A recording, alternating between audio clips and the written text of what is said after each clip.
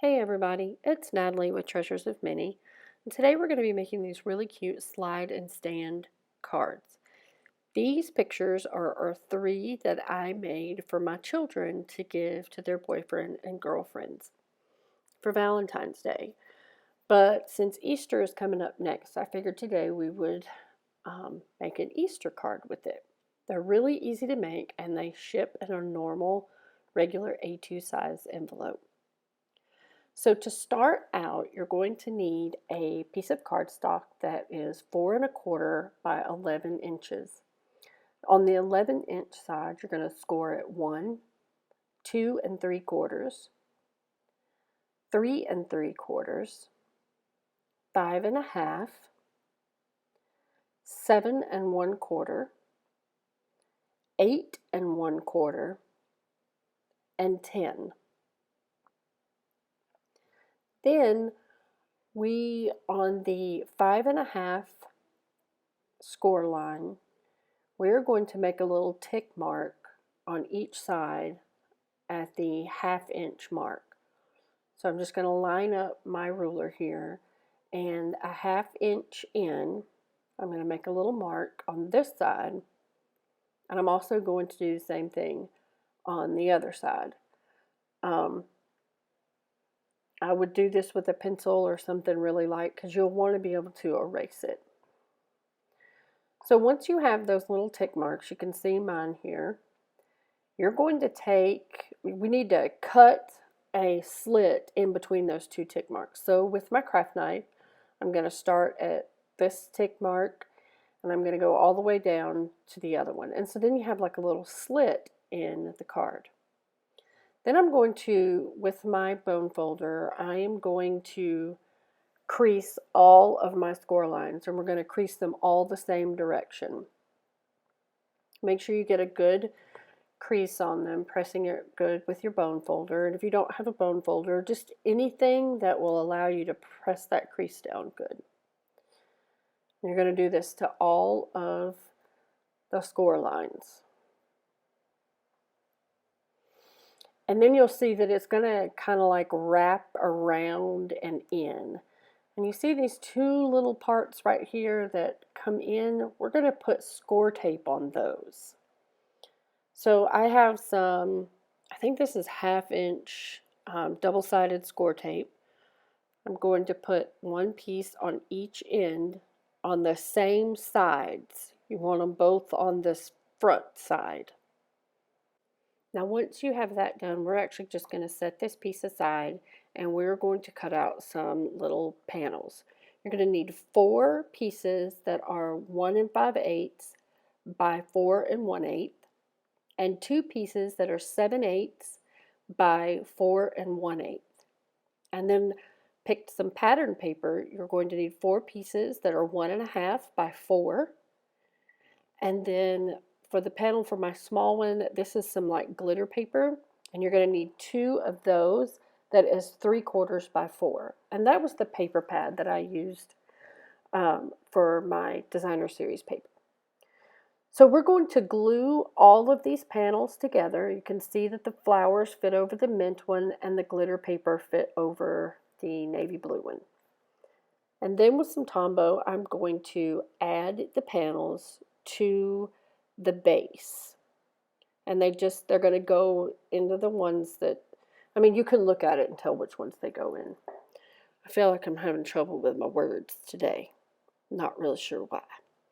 So when it's together, this is what it'll look like. And if we were putting it together, which we're not, would be what the base looks like.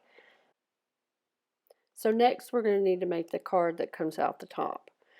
And for that, we're going to need a piece of cardstock that is 5¼ by 3¼ and then 2 white pieces that is 5 1/8 by 3.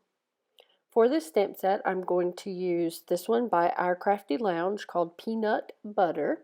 I'm just going to use some elements from it and the sentiment. And then for my little girl, I'm going to use this one, which is Ladybird by Centauro.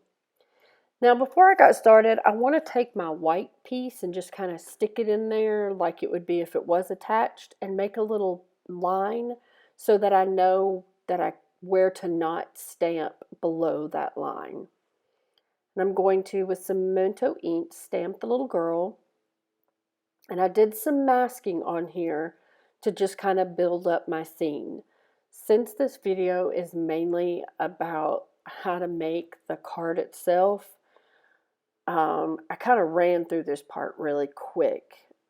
I really had a tough time trying to decide if I should show the masking and the coloring because my video was really long, but I just decided that the video probably made more sense. Even if I had to speed up through it pretty quickly, it would make more sense if I showed little bits of all of it. So I think you guys already know by now that I use full adhesive sticky notes for my masks, and I do save those and reuse them. And I'm using Memento ink because I was thinking that I was going to Copic color my scene, but you will see that that changed. So now that I have almost all of my stamping done, I'm going to remove my masks. And you'll see there at the bottom, I couldn't make grass go like all the way across in front of her feet. So with a micron pen, I'm just adding a few little grasses. Now, the reason I didn't color with my Copics is because there are tiny, tiny little spaces to color in. And I tried several times and I would just ended up getting out of the lines. And when adult coloring books came to be, I bought this pack of these Staedtler fine liners because that's just what all the rave was, and I've never colored with them. So I thought, let's just do it with this coloring then. And so this is my thoughts on it. It worked wonderful for getting in all these tiny little areas. I mean, I just colored away. But I guess I'm kind of a Copic snob, and I really had to force myself to like this because you could see all the little lines. As you can see right here with the basket, I was able to blend it. It will blend together to a certain extent, and I think it looked really pretty there on the basket with the two different shades of brown. So I guess for tiny, tiny details, these work really well. But since I had started using them, I wanted to use them throughout. So I think I enjoyed them the most down here at the bottom, but I did go ahead and use them on her dress, and I really didn't like it there. However, I did use them on her hair, and I thought they made pretty cool hair. So I'm sure that I will use these again, but I will tell you, they're nothing like Copic coloring if you have Copics. But they served their purpose for this. Now while I'm coloring, I am trying to somewhat stay in the color scheme of the base that I made, but I didn't really have a lot of the right colors. I think I only have a set of 24 of these, so I tried, but it's not perfect. Excuse me.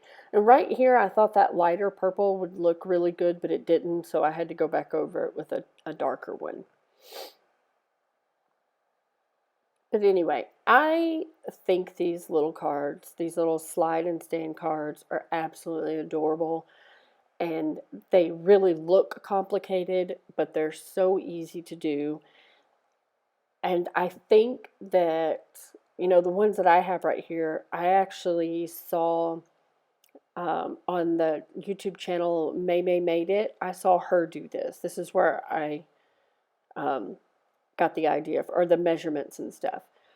I think that you could like step this up like a whole lot more, and you could actually like put stuff on the front of it that when you open it up, maybe it like pops up and looks three-dimensional. And I mean, I would love to see what you guys come up with. I do have a Facebook page called Treasures of Minnie Craft Corner, and I would love for you guys to share with me different ideas and different ways that you can come up with to make these even neater. But anyway, so that's enough about all that. Now, I did not have any color flesh tones at all, so I did use my zigs right here. I just used blush and flush, I actually think. Now for the hair, I use 4 colors on the hair. I'm using this light gray, and I am just scribbling this down where the lightest parts would be. So almost like where the light is going to be hitting off of her hair. Then this is like a darker gray, but it's still gray. And if you've ever colored hair with Copics or watched videos, you make like a flicking motion. Like you don't want a solid color. You want lines. You want it to look like hair. And that's exactly what I'm doing right here, except for in the little tiny areas. I just kind of go ahead and color that in because I don't want to accidentally flick it onto the skin or the dress. So you do want lines. You want it to look like hair. So I'm just going around. Now I'm coming in with black. And each time I do this, I make the flicking motion shorter, if that makes sense. And then I wanted to add just a little bit of brown, because anybody that has black hair, there's usually some brown in there too, I think. And then the last step is I'm coming back in with that light gray and going back over the highlights. And here she is. So I'm going to glue her on to the navy blue panel, and you want to line it up at the bottom. So you want to bring it all the way up to the bottom, and then on the tops and sides it'll be perfect. Now, for stamping the sentiment, I went on and slid the card in and pretended like it was glued together. And I'm going to make another line with my pencil so that I can see when the card is flat what you can see and what you can't. Because this sentiment says, some bunny, and then the bottom says, loves you. I only want the some bunny to show from the outside. So I masked that off with a piece of washi tape. And this is keeping ink from getting on the other words. And then you can see I got some bunny.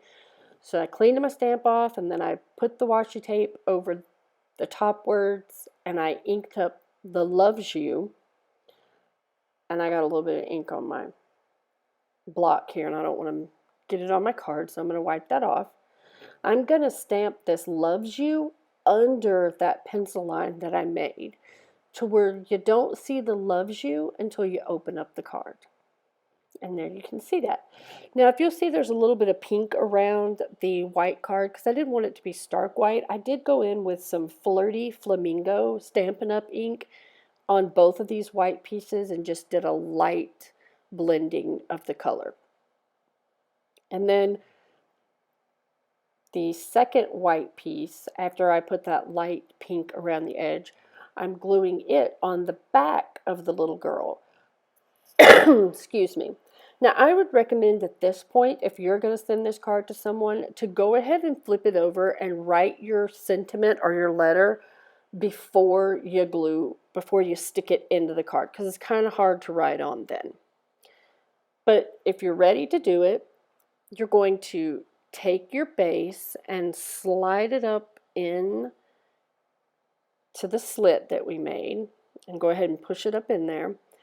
And you can see I pulled the backing of my sticky double-sided score tape off, and I'm going to, and it'll be perfectly straight every time, just bring it all the way to the bottom and press it down, and it's sticky there.